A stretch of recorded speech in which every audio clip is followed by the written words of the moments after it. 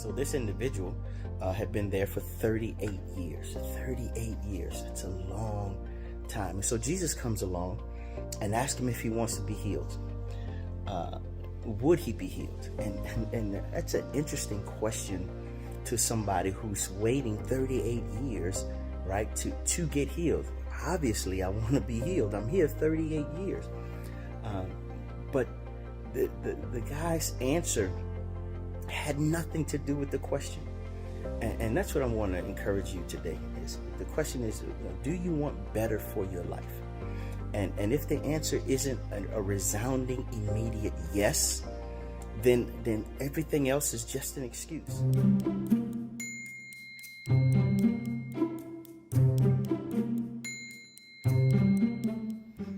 How's it going, YouTube? I'm actually at the preschool this morning, Sarah's daughters and sons preschool. My wife and I own it together. And so I'm just here this morning. But I want to follow up on the last video. Those of you that watched, I was driving down to Louisiana, and the feeling hit me. I had been talking about it, thinking about it, and recorded a video announcing that we are full steam ahead looking to build a $1 million business. And so this is kind of the follow-up, part 2, if you will. And so the question is, how am I going to do it? Right? What's my plan? As I said in that last video, go check that video out. I think it's called The Journey or something like that. Or just look at all of the videos to get that one. But the plan is to, because the business already exists, I've been reading a lot of entrepreneurial books, writers, authors, watching their YouTube channels and all of that, all of the things, right? Just trying to learn as much as I possibly can. One of those individuals that I've been listening to, following, bought his book, read his book a couple of times over. It's a very easy read, but packed full of information. It's called Boss Moves. Myron Golden is his name.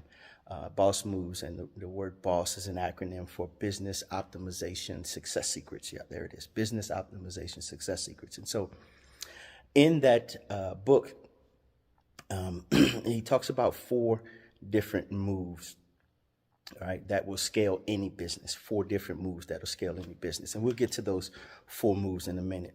But I just wanted to talk to individuals out there who are thinking about and wondering, well, you know, I could do it, I would do it, but let me tell you, anything you say after I could, I would, but is just an excuse. All right, and excuses are only good for those who make them. I heard that once from a teacher of mine. I can't remember which teacher. I don't remember what grade level it was, but that teacher said it once, and it stuck with me for my entire life. I'm 46 years old now, long past high school, almost 30 years. We're coming up on our 30th high school reunion. So anyway, excuses are the biggest reason why people don't do what it is they would love to do, they think about doing, they dream about doing. It is totally excuses. And so it got me to thinking about a biblical passage. The Bible talks about an individual who was lame, was crippled for 38 years. And in this particular scenario, there was a pool of Bethesda. And at this pool, when an angel would come down and trouble the waters, the first person to jump into the pool, to get into the pool, would receive the healing that they desired, that they needed, so desperately needed. And so this individual had been there for 38 years. 38 years. It's a long time. And so Jesus comes along and asks him if he wants to be healed. Would he be healed? And that's an interesting question to somebody who's waiting 38 years, right, to get healed. Obviously, I want to be healed. I'm here 38 years. But the guy's answer had nothing to do with the question. And that's what I want to encourage you today. Is the question is, do you want better for your life? And if the answer isn't a resounding, immediate yes, then everything else is just an excuse, right? If you want better, then you have to make the decision that I'm going to get better. And I'm going to do what it takes to get better. And so, interestingly enough, this guy's response was all kinds of excuses. Now, again, Jesus asked him, he'd been lame, crippled for 38 years. But Jesus asked him, do you want to be healed? His answer wasn't an immediate, resounding yes. His answer was, well, I don't have anybody to put me in the pool. That's not what I asked you. Then his answer was, when I try to get in, somebody gets in before me. I didn't ask you that. I asked you a very simple question. Do you want to be healed? That's the question. That's the question. Do you want better for your life? That's what I'm asking you now. Do you want better for your life? Interestingly enough, the scripture says, if you're a Bible believer, and whether you're a Bible believer or not, the principle works if you work it. God says, I gave you the ability to go out and get wealth, right? Do you want to build some level of wealth? And again, if I've said it a number of times before, and I'll continue to say it. I don't care who you are. Money is important. Money is important to your life.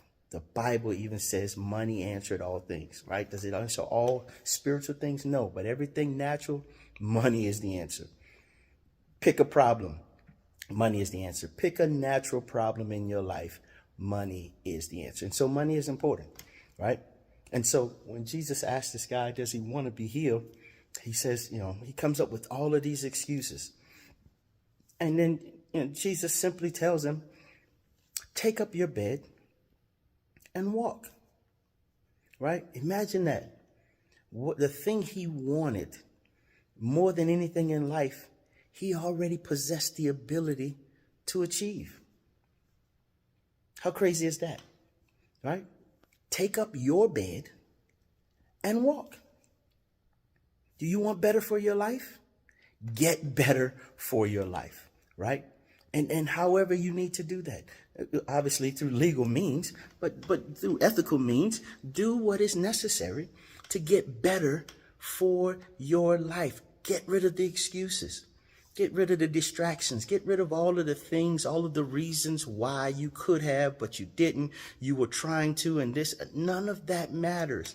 And the truth be told, no one cares. I know that's probably not something you think you thought you would hear from a pastor or a preacher, but the truth is, no one cares. Only you and God are concerned about where you are, and concerned enough, right? Probably God more than you.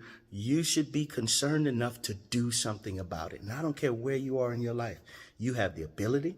You have everything you need to take up your bed and walk. And so what I am doing in order to build and to develop this company, Greener Pastures Consulting, is I'm following Myron Golden's 4 business moves for scale and growing any business, right? Business move number 1 is lead generation.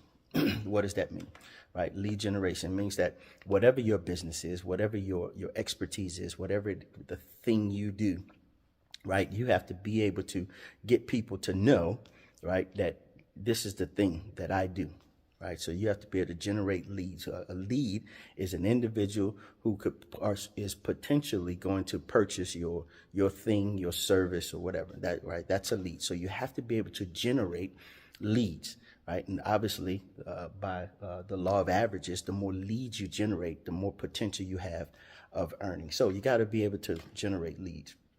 That's move number 1. Move number 2 is you got to be able to convert those leads into customers, right?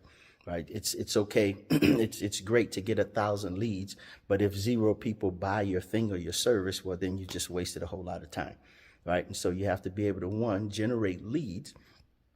2, you have to be able to convert those leads into customers. There's 2 other moves, but we'll take those other moves up in a later video. And so what I'm doing I've looked at various different ways of generating leads. One of the things I have discovered, right? Solomon says all work is beneficial, right? So either what you're doing is working on you or it's working for you, right? Either way, you're benefiting. And so I have learned some things not to do. One thing I have learned is your family and your friends are not going to help you become a millionaire. Not because they don't love you, not because they don't want to, right? But because they have their own thing going on. Your family and your friends, you're wasting your time trying to get them to become customers. Now, again, that's a very general, broad statement. You may have a great family, a phenomenal family that just floods your business with constant cash flow. Great if that's you, but for the rest of us, probably not going to happen. All right. Even the Bible tells us Jesus was in the business of saving souls, right, of healing people. And his hometown, Nazareth, the scripture says he could do no miracles there. Why? Because people did not believe. Do with that what you will with that piece of information. So what I am looking to do, I've interviewed several different lead generation, essentially, companies. And there's one in particular, I'm not going to say the name, that I think I'm going to go with. Their strategy happens to fit exactly the things that I've learned over this past year, right? So all businesses, all successful businesses, I should say, have what are called funnels, right? And a funnel is exactly what you think of when you hear the word funnel, right? It essentially funnels people, leads to your business. And so they use a 4-page funnel, right? It's a web page, a landing page where you go and hey, opt into this thing and capture their information, right? So that you can generate some leads. And that 4-page funnel, right, takes you to a YouTube video.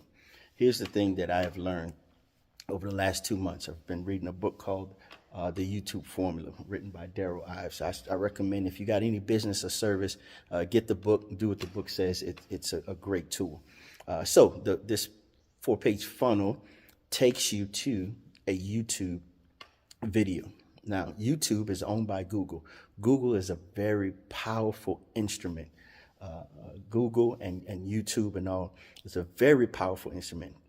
Billions of videos are being consumed on a daily basis. Billions. The last number I remember hearing or seeing somewhere is something like 80 billion views a day, right? So what does that mean for your business, your thing, your service? That means that there's a potential for generating leads, right? And YouTube has a tool called YouTube Studio, YouTube Analytics, where you can actually target specific people that are looking for your thing. Think about that for a second. There's 8 billion people in the world. 8 billion people in the world. So even if 1% of those people are looking for or wants to take up your thing, that's 80 million people, right?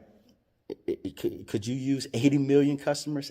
Absolutely. I'm certain you could, right? And even if you only got half of that, 40 million of those people to become your customer, or even if you only got half of that, a fifth of that, not a fifth, 25% of that, which is only 20 million people, right? Could you use 20 million customers? Absolutely. What would that do for your life and your lifestyle, right? For your family, generational wealth building, right? It would blow it out the roof.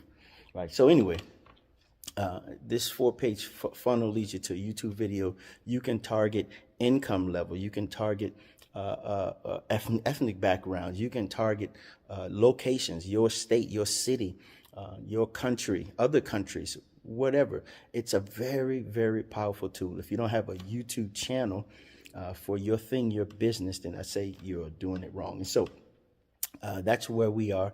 We're in the lead generation phase of building this business. And so you're going to be seeing a lot more videos in that vein, right? And so the thing that we offer is coaching, right? It's consulting. My wife and I have been married for 22 years. I don't have to tell you all the statistics and the stats on marriages and how they are failing at an astronomical rate, but they don't have to. Right? And whether you are a Bible believer or not, the principles that are contained in the Bible, whether you believe in God or not, they work if you work them. And so we're sharing our expertise. We're sharing what we know, right? We're sharing what has made our 22 years of marriage happy, healthy, right? We still enjoy one another. We still laugh. We still joke. We still light up when we see one another. I'm a morning person, so I'm here at the school. She's still at the house getting herself together in the classroom. She's developing and building the fall theme and all that kind of stuff. But anyway, so lead generation and customer conversion, lead conversion, right? Those are the two of the 4 boss moves. And so we'll talk about the others at a later date, at a later time. But I'm saying to you, get rid of the excuses.